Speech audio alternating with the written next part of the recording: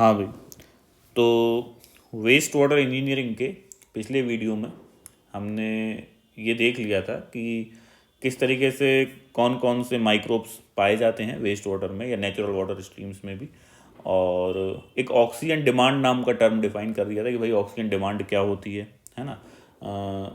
उसके बाद कितने तरीके से हम ऑक्सीजन डिमांड कैलकुलेट कर सकते हैं।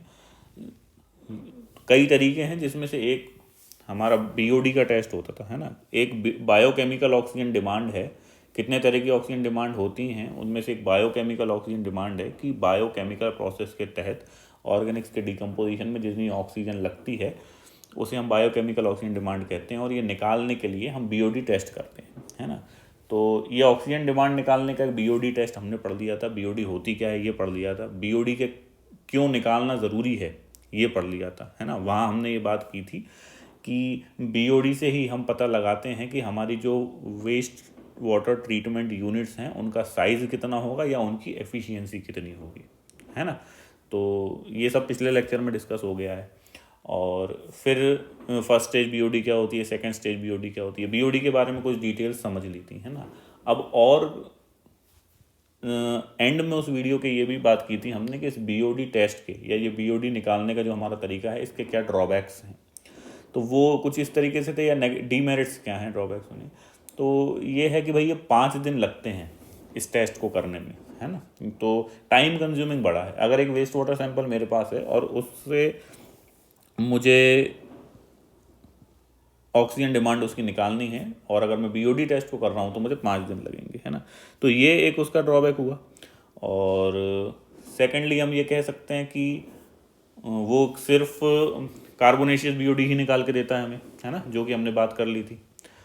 नाइट्रोजनस बीओडी को वो निगलेक्ट ही कर देता है एक तरीके से।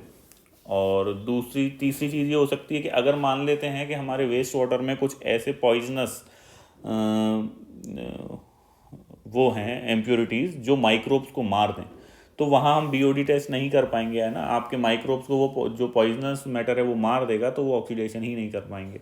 तो वहाँ आप वेस्ट वाटर सैंपल से ऑक्सीजन डिमांड बीओडी टेस्ट के थ्रू तो नहीं निकाल पाएंगे एटलीस्ट, है ना। तो इस तरीके की ये इसकी कमियां थी बीओडी टेस्ट की।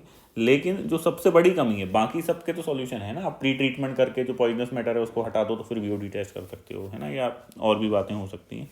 लेकिन पॉइंट ये है कि सबसे बड़ी समस्या है कि 5 दिन, है ना, टाइम नहीं है।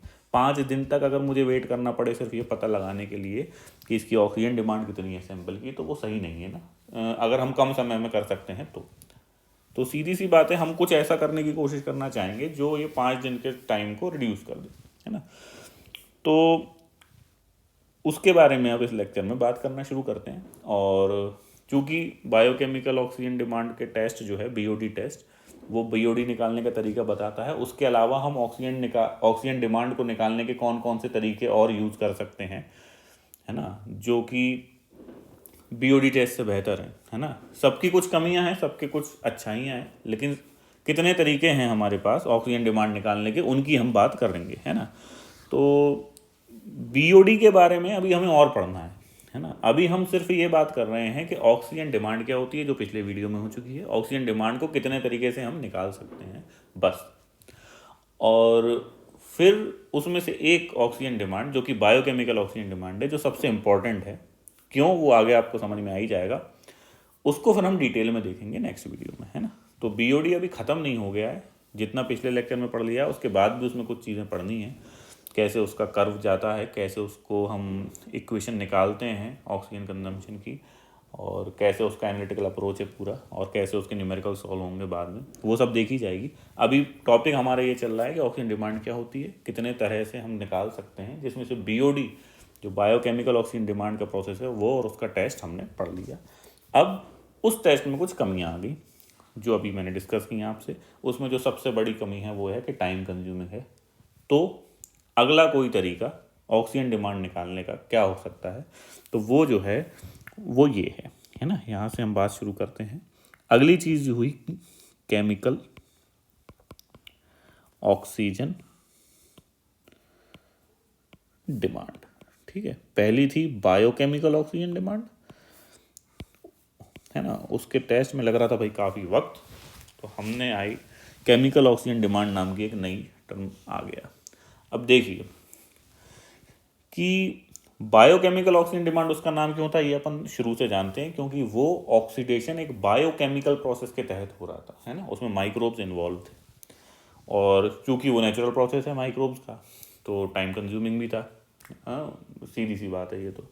अब अगर मैं ऐसा करूं, मान लेते हैं कि एक मैं सीवेज सैंपल है मेरे पास, और मुझे ये जानना है कि इसमें जो ऑर्गेनिक्स हैं इसके अंदर वो कितनी ऑक्सीजन लेंगे अपने आप को डिकम्पोज करने के लिए, मतलब उसकी ऑक्सीजन डिमांड मुझे निकालनी है। तो और मैं उसमें कोई एक ऑक्सीडाइजिंग एजेंट डाल देता हूँ, है ना, मैं क्या डाल देता हूँ, ऑक्सीडाइजिंग एजेंट। ठीक है, एजेंट, ठीक है, ये ऑक्सीडाइजिंग एजेंट मैंने उसमें डाल दिया, तो क्या होगा, ऑक्सीडेशन स्टार्ट हो जाएगा ऑर्गेनिक्स का। ऑक्सीडेशन स्टार्ट हो जाएगा तो वो प्रोसेस जो किसी केमिकल के डालने के बाद ऑक्सीडेशन होगा, वो सीधी सी बात है कि वो नेचुरल जो माइक्रोब्स के ऑक्सीडेशन वाले प्रोसेस है उससे तेज होगा, है ना, क्योंकि आपने सीधा एक ऑक्सीडाइजिंग एजेंट ही दे दिया। माइक्रोब्स जो ऑक्सीडेशन कर रहे थे, दरअसल वो एक बहुत बड़ी बायोलॉजिकल प्रोसेस है जो हम बायोकेमिकल प्रोसेस में पढ़ चुके हैं ना, उसमें कैटाबॉलिज्म होता है, उसमें एनाबॉलिज्म होता है, वो उसी से अपनी एनर्जी लेंगे, अपने आप को रिप्रोड्यूस करेंगे, रिप्रोडक्शन में उस एनर्जी को खर्च करेंगे, अपनी तादाद बढ़ाएंगे, फिर उसको खाएंगे। वो पूरा प्रोसेस हम पढ़ चुके हैं पहले वीडियो में, है ना। वो एक टाइम कंज्यूमिंग नेचुरल प्रोसेस है ना, धीरे धीरे उनकी तादाद बढ़ेगी, तब वो ज़्यादा से ज़्यादा ऑक्सीडेशन करेंगे, ज़्यादा से ज़्यादा ऑर्गेनिक मैटर को खाएंगे, है ना, तो वहाँ तो टाइम लगेगा सब चीज़ों में, है ना। और यहाँ क्या किया आपने, डायरेक्ट ऑक्सीडाइजिंग एजेंट ही डाल दिया। माइक्रोब्स ऑर्गेनिक्स को खा रहे हैं और उस प्रोसेस में उन ऑर्गेनिक्स का ऑक्सीडेशन हो रहा है, ये एक बात हुई। दूसरा, डायरेक्ट मैंने ऑक्सीडाइजिंग एजेंट डाल के ऑक्सीडाइज कर दिया, तो ये दूसरी बात हुई। तो ये दूसरा वाला केस है, उसमें ऑर्गेनिक्स की ऑक्सीजन डिमांड को हम सीधा एक केमिकल डालते हैं जो कि एक स्ट्रॉन्ग ऑक्सीडाइजिंग एजेंट है, वो उनको हाल ऑक्सीडाइज कर देता है और हम वहाँ से उसकी ऑक्सीडेशन डिमांड निकाल लेते हैं। इस तरीके से डिमांड निकाली जाए अगर, तो उसको बोलेंगे केमिकल ऑक्सीजन डिमांड। दरअसल इस टेस्ट को बोलेंगे केमिकल ऑक्सीजन डिमांड टेस्ट, जिसकी डिटेल हम अभी देखने वाले हैं, है ना। तो इसको देख लेते हैं भाई ये क्या होता है, इसको कैसे करते हैं, है ना। तो एक ऑक्सीडाइजिंग एजेंट है पोटेशियम डाइक्रोमेट, ठीक है ना। तो इस टेस्ट के लिए सॉरी, इस टेस्ट के लिए यूज़ करेंगे हम पोटेशियम,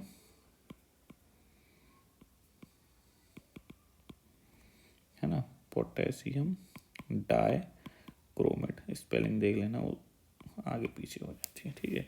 इसका अपन देख लेते हैं ना, के होता है पोटेशियम और Cr2O7 डाई नेगेटिव, है ना, ऊपर दो नेगेटिव, वो होता है डाइक्रोमेट। तो K2Cr, और पोटेशियम आयन है के ऊपर एक बार, तो K2Cr2O7, ये हो गया पोटेशियम डाइक्रोमेट, ठीक है। ये हमारा एक बड़ा स्ट्रॉन्ग ऑक्सीडाइजिंग एजेंट है, ठीक है भाई। इस स्ट्रॉन्ग ऑक्सीडाइजिंग एजेंट को प्रोसेस समझ लेते हैं, कुछ नहीं है प्रोसेस। एक स्ट्रॉन्ग ऑक्सीडाइजिंग एजेंट है जो कि ये है, ठीक है। इसको आपको एक सीवेज सैंपल में डालना है, ठीक है, आपने सैंपल में डाल दिया, कोई दिक्कत नहीं है। इसके बाद इसको 3 घंटे का टेस्ट होता है, ये जो हमारा 5 दिन लगा रहा था बीओडी, ये 3 घंटे में करके देगा काम। उस 3 घंटे में से क्या करना है आपको कि सैंपल में आपने ये डाला, उसके बाद उसको 2 घंटे तक बॉईल कर दो, बॉईल कर दो 2 आवर्स तक, ठीक है, 2 घंटे तक बॉईल कर दो। और तीसरा स्टेप रखना है, उसके बाद 1 घंटे उसको ठंडा कर दो, कूल डाउन, ठीक है, कूल डाउन कर दिया 1 आवर के लिए, लग गए, है ना, लगभग ये समझ लो, मतलब ये अप्रोक्सीमेटली 3 आवर्स से 1.5 भी लग जाए कूल डाउन में, या जब जल्दी हो जाए जो भी है ना, ये हमें करना होता है। अब हम ये देखेंगे इसमें होता क्या है। पॉइंट क्या है कि आप K2Cr2O7 डालो, डालने से पहले आपको पता होगा आप इसमें कितना डाइक्रोमेट डाल रहे हो, है ना, पोटेशियम डाइक्रोमेट आप इसमें कितना डाल रहे हो ये आपको मालूम है। तो हमने कितना डाइक्रोमेट इसमें डाला, उसके बाद इसे बॉईल करा, उसके बाद इसे ठंडा करा, उसके बाद हम देखेंगे कि इसमें कितना डाइक्रोमेट बचा, ठीक है। तो इससे हमें यह पता चल जाएगा कि कितना इसमें डाइक्रोमेट खपत हुई, या कितना इसमें डाइक्रोमेट लग गया या यूज्ड हो गया, ठीक है। उससे हम अंदाजा लगा लेंगे कि इसकी ऑक्सीजन डिमांड कितनी। आगे बात समझ में, एक बार और सुन लो। पोटेशियम डाइक्रोमेट डालने से पहले हमें पता रहेगा कि हम कितना डाल रहे हैं, ठीक है। उसके बाद उसे 2 घंटे बॉईल किया, 1 घंटे ठंडा किया। अब जो सैंपल बचा हम ये पता लगाएंगे उस सैंपल में कितना डाइक्रोमेट बचा। तो दोनों का डिफरेंस जब मैं करूँगा तो मुझे ये पता चल जाएगा कि कितना डाइक्रोमेट यूज़ हो गया। और जैसे ही मुझे यूज डाइक्रोमेट पता चला उससे मैं पता लगा लूँगा कि इसने कितना ऑर्गेनिक मैटर ऑक्सीडाइज किया होगा ना, तो ऑक्सीजन डिमांड पता चल गई। ये तो हुई ओवरव्यू। अब इसको करने के लिए सॉरी, पहली चीज़ जो ध्यान रखनी है, इंपॉर्टेंट पॉइंट्स, ये तो मैंने केवल ऊपर से कहानी बताई कि पोटेशियम डाइक्रोमेट ऑर्गेनिक्स को जब ऑक्सीडाइज करता है तो वो रिएक्शन एसिडिक मीडियम में ही होती है। काय में होती है? Acidic medium. ये हो गया एसिडिक मीडियम, पहली बात। ठीक है, तो अपन पहले सैंपल को एसिडिफाइड करेंगे, है ना। तो सबसे पहले सैंपल इज एसिडिफाइड, है ना, समझते जाना इन बातों को। एसिडिफाइड, ठीक है। तो सैंपल को एसिडिफाइड कर दिया, सैंपल को एसिडिक बना दिया पहले, है ना। उसके बाद हम उसमें डाइक्रोमेट आयन डालेंगे और इस क्या कहते हैं, जो रिएक्शन है, इस रिएक्शन में आप एक कैटलिस्ट भी डाल सकते हो। कैटलिस्ट क्या होता है आप जानते हो? जो रिएक्शन की रेट बढ़ा देता है या कम कर सकता है ना, लेकिन वो रिएक्शन में डायरेक्टली पार्टिसिपेट नहीं करता। तो एक सिल्वर सल्फेट, है ना, सिल्वर सल्फेट मतलब Ag2SO4, है ना, Ag सिल्वर SO4 सल्फेट, है ना, Ag2SO4, ये एक कैटलिस्ट का काम करता है। इसमें ये सेकंड चीज़ आप याद रख सकते हो। आप एक कैटलिस्ट लोगे जो कि है सिल्वर सल्फेट, है ना। तो अब इतनी कहानी समझ में आ गई। रिएक्शन होगी कहाँ? एसिडिक मीडियम में, ठीक है। इसमें कैटलिस्ट हम कौन सा डाल सकते हैं? सिल्वर सल्फेट, ठीक है। इसको करना क्या है? बॉयल, मतलब इसको हीट भी देनी है, ठीक है।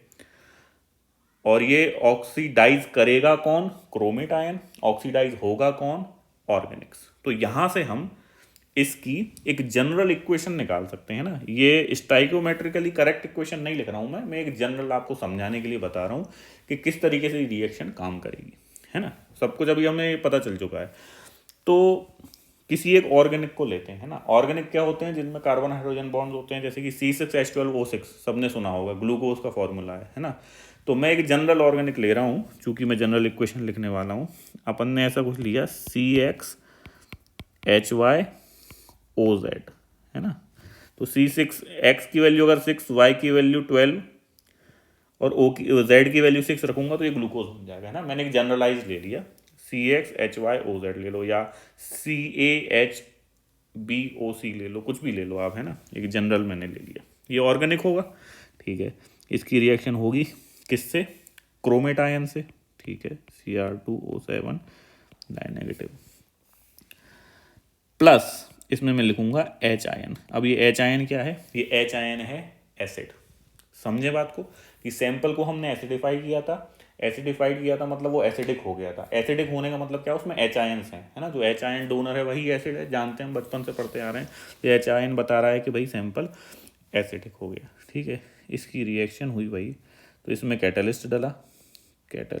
कैटलिस्ट कौन सा डलेगा पता है? Ag2SO4, है ना, ये रहा सिल्वर सल्फेट। और इसको हमने हीट दी, हीट तो दी है, बॉईल किया है 2 घंटे तक, बात हो गई। तो इसके बाद होगा क्या? क्रोमियम आयन बचेगा और ऑक्सीडेशन चूंकि हो चुका है, कार्बन का हमें पता है क्या होता है, और ये बचेगा H2O। तो ये जनरलाइज इक्वेशन है ना। मतलब ऐसा कुछ होगा इस प्रोसेस में, ठीक है ना, कि ऑर्गेनिक रहेगा, उसमें क्रोमेट आयन एसिडिक मीडियम में किसी कैटलिस्ट और हीट के प्रेजेंस में रिएक्ट करेंगे तो CO2 और H2O बन के C और H हो गए। ऑक्सीजन तो है ही, तो ये ऑक्सीडाइज हो गया ना। अब आपका जो ऑर्गेनिक था वो ऑक्सीडाइज हो गया और बचा आपका क्रोमियम आयन, है ना। तो ये अपनी बात हो गई। इस तरीके से ये रिएक्शन फंक्शन करती है ठीक है भाई। दूसरी बात कर लेते हैं। दूसरी बात ये है कि आपको पहले तो मालूम है आप कितना पोटेशियम डाइक्रोमेट इसमें डाल रहे हो, है ना।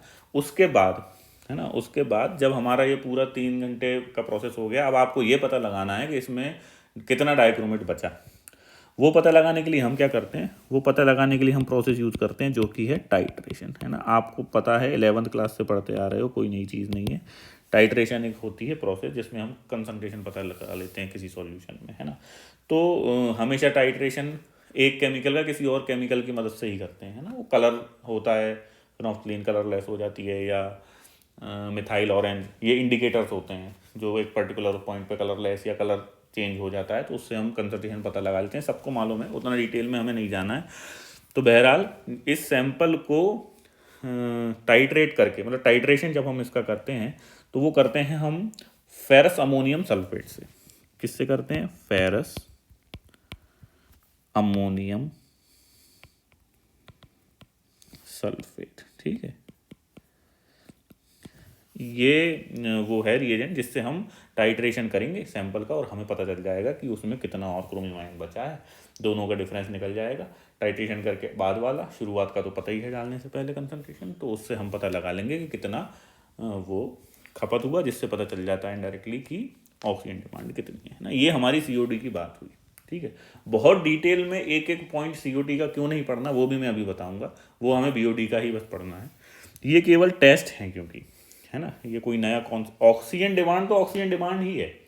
ऑर्गेनिक्स कितनी ऑक्सीजन ले रहे हैं डिकम्पोज होने के लिए, बात तो बस उतनी ही है ना। उसको निकालने के फिर कई तरीके हैं। तो बीओडी दरअसल हम ऑक्सीजन डिमांड को पढ़ रहे हैं, है ना, वो क्या है, वो क्यों है, उसके क्या ज़रूरतें हैं। इसके बाद में जो भी बता रहा हूँ ना, वो केवल उस डिमांड को निकालने के तरीके हैं। क्योंकि चूंकि बीओडी टेस्ट बहुत ज़्यादा टाइम लेता है, तो हमने कई और छोटे मोटे तरीके निकाल रखे हैं जो हम लैब में टेस्ट करके बता दें कि भाई डिमांड आपकी इतनी है ना। तो मेन चीज़ जो है वो बीओडी ही है, बायोकेमिकल ऑक्सीजन डिमांड ही हमारा टॉपिक है। लेकिन अब उसे निकालने के कई तरीके देख रहे हैं, तो ये सिर्फ छोटे मोटे टेस्ट हैं, है ना। लेकिन चूंकि सीओडी उनमें भी मेजर है तो मैं बता रहा हूँ।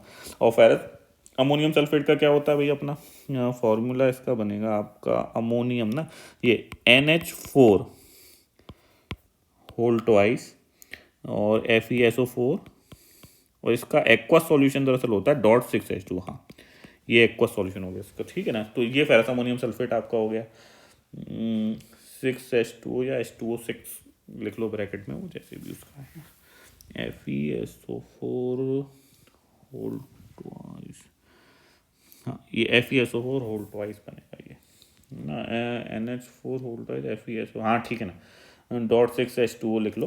हाँ, ये आपका बना फेरस अमोनियम सल्फेट, है ना, वो FeSO4 से तो हो गया, ठीक है, ये हो गई। तो फेरस अमोनियम सल्फेट ये है जो टाइट्रेशन के लिए हम यूज़ करेंगे और पता लगाएंगे कितना क्रोमियम आयन है, ठीक है। यहाँ तक बात हो गई। अब लेकिन अगली बात कि सीओडी की वैल्यू जो है, सीओडी की वैल्यू हमेशा बीओडी की वैल्यू से ज़्यादा आती है। बीओडी टेस्ट से जो हम ऑक्सीजन डिमांड निकालते हैं और सीओडी टेस्ट से जो हम ऑक्सीजन डिमांड निकालते हैं, तो हमेशा सीओडी के टेस्ट की ऑक्सीजन डिमांड की वैल्यू ज़्यादा आएगी। किसी भी एक ही सैंपल ले लो आप, उसका सीओडी टेस्ट कर लो, बीओडी टेस्ट कर लो, इसमें ज़्यादा आएगी। ऐसा क्यों? ऐसा इसलिए कि बीओडी टेस्ट में सिर्फ और सिर्फ, बीओडी टेस्ट में सिर्फ और सिर्फ बायोडिग्रेडेबल ऑर्गेनिक्स डिकम्पोज हो रहे थे, ठीक है, ऑर्गेनिक्स डिकम्पोज हो रहे थे। लेकिन सीओडी में चूंकि हम एक स्ट्रॉन्ग ऑक्सीडाइजिंग एजेंट उसमें डाल रहे हैं, तो वो biodegradable organics as well as non biodegradable organics दोनों को डिकम्पोज कर देता है। पॉइंट समझो, पिछले वीडियो में भी बात हुई थी, नॉन बायोडिग्रेडेबल या बायोडिग्रेडेबल में कोई क्लियर वो नहीं है डिवीजन, आप समझ रहे हो ना। कोई चीज़ अगर 1 साल में डिकम्पोज हो रही है, वो बहुत स्लोली डिकम्पोज हो रही है, और हो रही है वो नेचुरली ही माइक्रोब्स के द्वारा भी, तो भी मैं उसको स्लोली डिग्रेडेबल या नॉन बायोडिग्रेडेबल बोल सकता हूँ, है ना। अगर मेरी फ्रेम ऑफ रेफरेंस है 6 दिन, तो जो 6 दिन में डिकम्पोज हो जाएंगे वो मेरे लिए बायोडिग्रेडेबल हैं माइक्रोब से। और अगर कोई 50 दिन में हो रहा है तो मेरे लिए वो नॉन बायोडिग्रेडेबल हो गया, है ना। तो ये जो केमिकल ऑक्सीजन डिमांड है, इसमें चूंकि ये केमिकल ऑक्सीजन डिमांड का जो टेस्ट है, इसमें आपने डाला है एक ऑक्सीडाइजिंग एजेंट, तो वो उनको भी ऑक्सीडाइज कर देता है जो स्लोली ऑक्सीडाइज हो रहे थे। सीधी सी बात है, जो 5 दिन में हो रहे थे अगर वो उनको 3 घंटे में कर रहा है, तो ज़्यादा दिन वालों को भी वो कम टाइम में करेगा ही, है ना। ये बात आप समझ पा रहे हो, टाइम ही तो वो रिड्यूस कर रहा है। तो बीओडी के केस में जो हमारे लिए नॉन बायोडिग्रेडेबल थे, वो इसके लिए हो जाएंगे डिकम्पोज। तो यहाँ पे बायोडिग्रेडेबल प्लस नॉन बायोडिग्रेडेबल, है ना।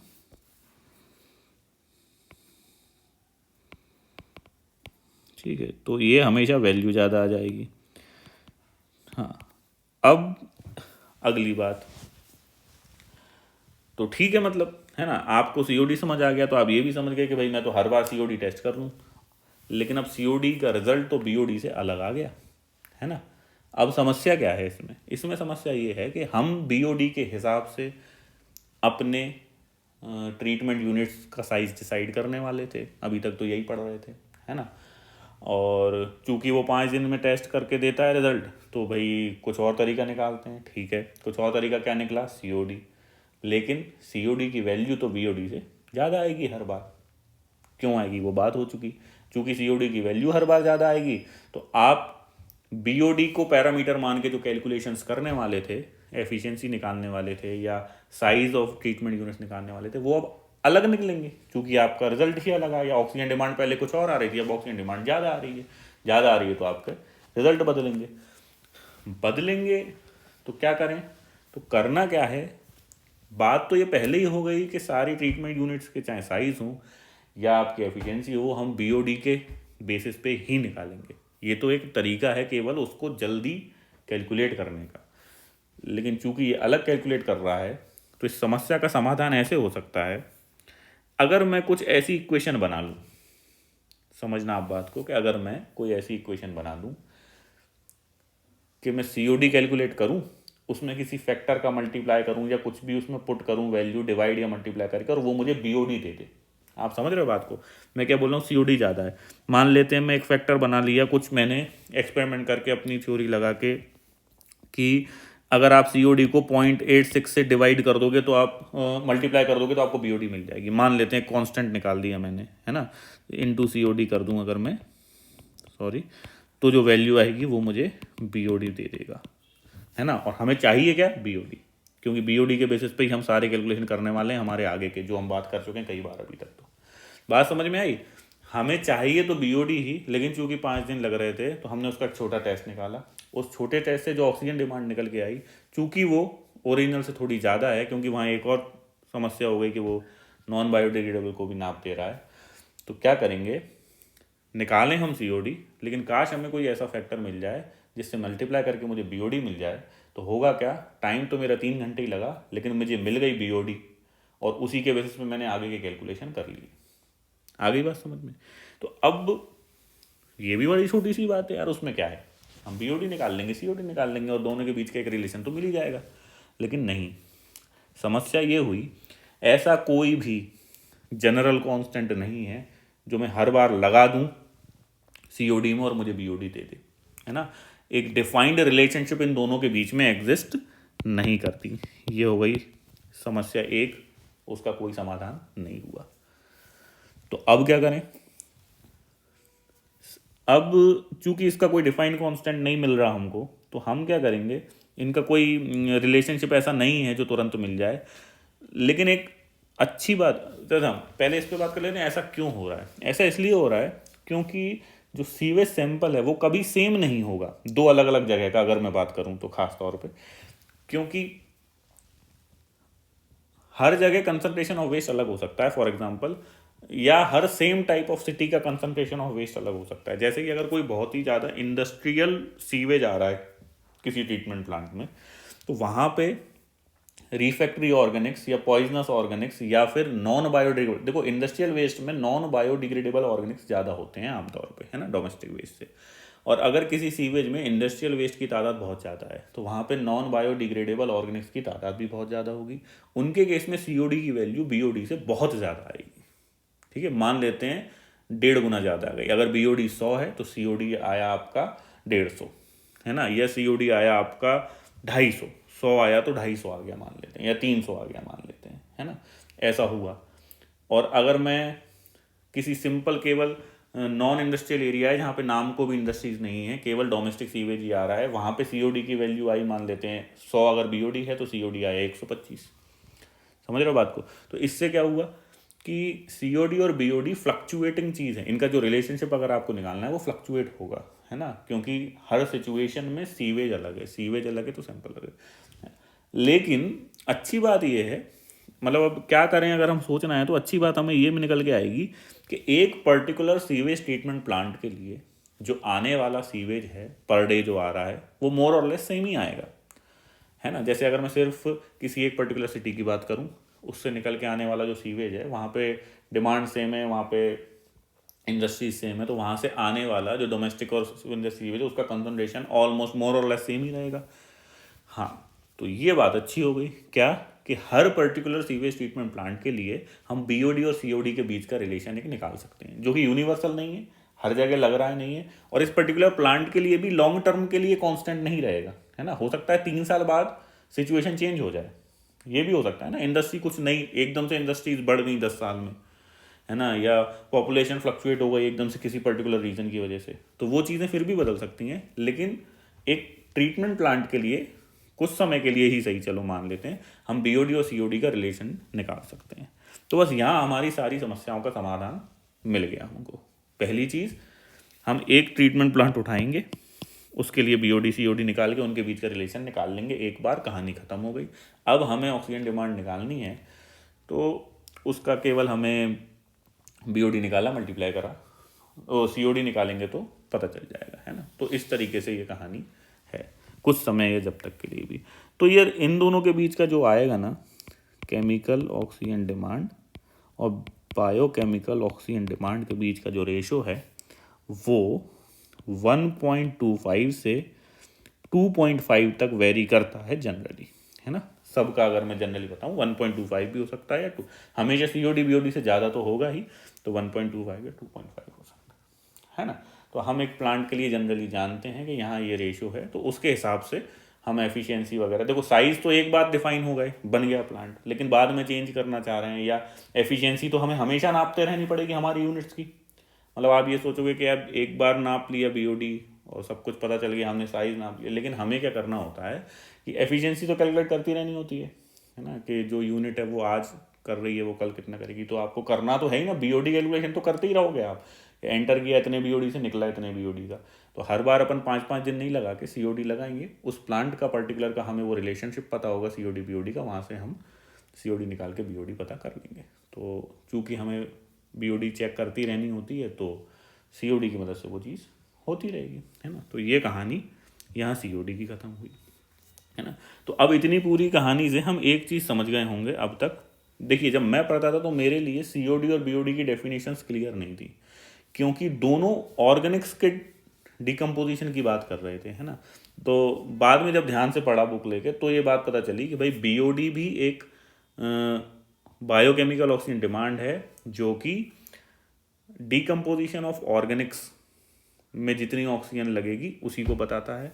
सीओडी भी डिकम्पोजिशन ऑफ ऑर्गेनिक्स में जितनी ऑक्सीजन लगेगी उसको बताता है, लेकिन अंतर है सिर्फ टर्म का, बायोडिग्रेडेबल और नॉन बायोडिग्रेडेबल का, या फिर जो माइक्रोब्स के द्वारा डिकम्पोज हो सकें या ऑक्सीडाइज हो सकें वो वाली ऑक्सीजन डिमांड बीओडी है, जो किसी स्ट्रॉन्ग केमिकल के कारण हो रहा है वो सीओडी है। अंतर दोनों में सिर्फ इतना है, और डिग्रेडेबल जो हैं बायोडिग्रेडेबल वो तो दोनों में हो रहे हैं, लेकिन सीओडी में नॉन बायोडिग्रेडेबल भी आ गए, है ना। तो इन दोनों में बहुत मामूली सा अंतर है, ये छोटा सा, और इनकी वैल्यूज़ में क्या अंतर आता है बाकी इसके बारे में अपन ने जो जो डिटेल्स पढ़ी हैं वो तो पढ़ ही ली, ठीक है।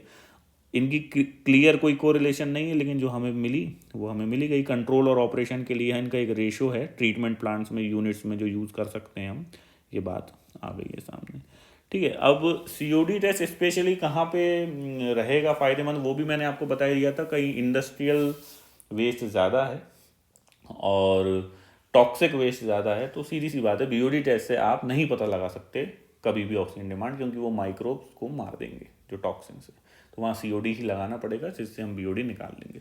तो ये है केमिकल ऑक्सीजन डिमांड की कहानी, है ना। इसके बारे में इतना ही पढ़ना है, क्योंकि बस जो भी अब पढ़ रहे हैं वो सिर्फ इसलिए है कि वो बीओडी की वैल्यू, जो ऑक्सीजन डिमांड की वैल्यू है बायोडिग्रेडेबल ऑर्गेनिक्स की, वो हमें पता चल जाए थोड़ा जल्दी, है ना, ट्रेडिशनल 5 दिन के अलावा। एक और बात यह है कि हमेशा सिर्फ बायोडिग्रेडेबल की ही बात क्यों रही है आपके दिमाग में। अगर ये सवाल आ रहा है कि भाई इम्प्योरिटी तो नॉन बायोडिग्रेडेबल ऑर्गेनिक्स हैं, वो भी हैं, आप सिर्फ बायोडिग्रेडेबल वाले की ही ऑक्सीजन डिमांड कैलकुलेट करके सब कुछ क्यों नाप रहे हो, ट्रीटमेंट यूनिट्स और जो भी है एफिशिएंसी, पूरी भी ऑक्सीजन डिमांड देखो ना, पूरा वेस्ट देखो, पूरे वेस्ट की कितनी ऑक्सीजन डिमांड है उसके हिसाब से सब कुछ करो। तो उसका बड़ा सीधी सी बात है, जो पिछली क्लास में भी बात हुई है 1-2 बार, कि हम जो सीवेज को ट्रीटमेंट दे रहे हैं, तो हमारी कोशिश बस ये है कि उसमें जो बायोडिग्रेडेबल ऑर्गेनिक्स हैं उनको हम पहले साफ कर लें, जो ऑर्गेनिक इम्प्योरिटी इनऑर्गेनिक इम्प्योरिटी हैं उनके अलावा, है ना, क्योंकि वो ही हैं जो आगे जाके समस्या देंगे। सीवेज ट्रीटमेंट प्लांट में हम केवल उतना ट्रीटमेंट करते हैं कि सीवेज को जब हम डिस्पोज करें लैंड में या किसी वाटर बॉडी में या किसी और जगह, तो वहाँ ये गंदगी ना फैलाए। समझ आ रही बात? इसके पानी को पीने के लिए इस्तेमाल तो हमें करना नहीं है ना, मोस्ट ऑफ द केसेस में। तो हमारी सीवेज ट्रीटमेंट प्लांट में सबसे बड़ी कोशिश ये रहती है कि जब वो सीवेज ट्रीट होके उसको इतना बना दिया जाए कि इसको जब डिस्पोज करें जिस भी जगह, तो वहाँ पे ये गंदगी ना फैलाए, या वहाँ की जो वेजिटेशन है या जो भी लिविंग ऑर्गेनिज्म है उनको हर्ट ना करे, है ना, फाउल स्मेल्स ना आए, पानी में डालें तो मछलियाँ ना मर जाएं, इस तरीके से कोई समस्या पैदा ना करे। और वो समस्या पैदा बायोडिग्रेडेबल ऑर्गेनिक्स ही करते हैं दरअसल, है ना, क्योंकि वही हैं जो सड़ेंगे और नए नए अनस्टेबल कंपाउंड्स बनते बनते वो कुछ कुछ वो करेंगे, ग्रोथ करेंगे माइक्रोब्स की सारी चीज़ें। जो नॉन बायोडिग्रेडेबल हैं उनको आप डंप करोगे सीवेज के साथ, उससे कोई दिक्कत नहीं है, वो नहीं हो रहा, अपना फॉर्म चेंज नहीं कर रहा, स्टेबल फॉर्म में, तो उससे कोई समस्या नहीं है ना। तो हमेशा उसी के ऊपर फोकस रहता है, और वही हमारी ट्रीटमेंट यूनिट्स रहती हैं। ऑक्सीडेशन पॉन्ड, ऑक्सीडेशन पॉन्ड में पूरा प्रोसेस बायोकेमिकल प्रोसेस है, आप अलग से उसमें ऑक्सीडाइजिंग एजेंट डालने थोड़ी जा रहे हो। वहाँ पे क्या कर रहे हो आप, नेचर से ऑक्सीजन आ रही है और डिकम्पोजिशन हो रहा है। हम एरेशन कर रहे हैं, ट्रिकलिंग फिल्टर में कर रहे हैं, या कहीं भी आगे जो आएंगे यूनिट्स वहाँ समझोगे इन चीज़ों को। जो भी ऑपरेशंस हो रहे हैं वहाँ पे नेचर के प्रेजेंस में, जो माइक्रोब्स के प्रेजेंस में नेचुरल प्रोसेस के तहत ऑक्सीडेशन होता है, उसी को हम करते हैं, जो कि बायोडिग्रेडेबल्स जो हैं उनको साफ कर दे। बाकी तो अपन डिस्पोज करते टाइम दे सकते हैं बाहर, कोई दिक्कत नहीं है ना। इसलिए हमेशा उसी ऑक्सीजन डिमांड पे फोकस चलता है, और उससे रिलेटेड जितनी बातें हैं उन पे ज़्यादा जोर दिया जाएगा। नॉन बायोडिग्रेडेबल हैं, कोई समस्या नहीं है, ठीक है ना। तो इस तरीके से वो वाला डाउट अगर आपके मन में हो तो उसका जवाब मैंने दे दिया। और ये COD की बात हमने कर ली। इसके अलावा एक total organic carbon, theoretical oxygen demand, total oxygen demand, ये छोटी छोटी 2-3 चीज़ें और हैं जो कि ऑक्सीजन डिमांड को निकालने के तरीके हैं। उसके बारे में अपन नेक्स्ट वीडियो में बात करेंगे। Thank you.